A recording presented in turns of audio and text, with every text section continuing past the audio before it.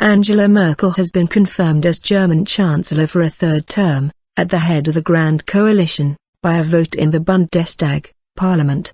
The coalition between her centre-right CDU/CSU bloc and the Social Democrats, SPD, has a huge majority, with 504 of the 631 seats in the lower house. Mrs. Merkel was confirmed by 462 votes, with 9 abstentions. Germany's tough stance on fiscal discipline is unlikely to change under the new coalition. The SPD's membership voted on Sunday to back the coalition after painstaking negotiations. The party hammered out a minimum national wage, an hourly rate of €8.50, £7.11, $11.55, that will come into force for the first time in 2015. The new government will be slightly to the left of the previous one, in which the Christian Democrats, Christian Social Union, were in coalition with the market-oriented Free Democrats, FDP.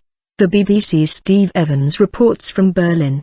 But the SPD will form a minority part of the government and no one doubts that Chancellor Merkel will be in charge, our correspondent says. As the EU's most industrialized and populous state, with its biggest economy, Germany dominates decision-making for the Eurozone. New faces. I accept the election result and thank you for your trust, said Mrs. Merkel after the confirmation vote in the Bundestag. Smiling, she received a bouquet of flowers and shook hands with other MPs. She was due to visit President Joachim Gauck at his palace before returning to Parliament to be sworn in. For Tuesday's vote, 621 members of Parliament were present, of whom 150 voted against Mrs. Merkel. Between them, the Left Party and the Greens have 127 seats. So at least 23 of those who rejected her nomination were from the parties making up the new coalition. The coalition talks had been the longest for any German government since World War II. The CDU/CSU and SPD finally signed the deal.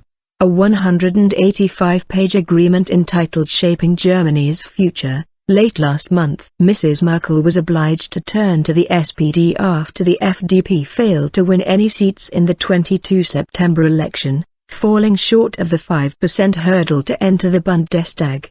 Trusted Merkel ally Wolfgang Schäuble will remain finance minister in the new government, one of 10 CDU/CSU politicians in the 16-strong cabinet.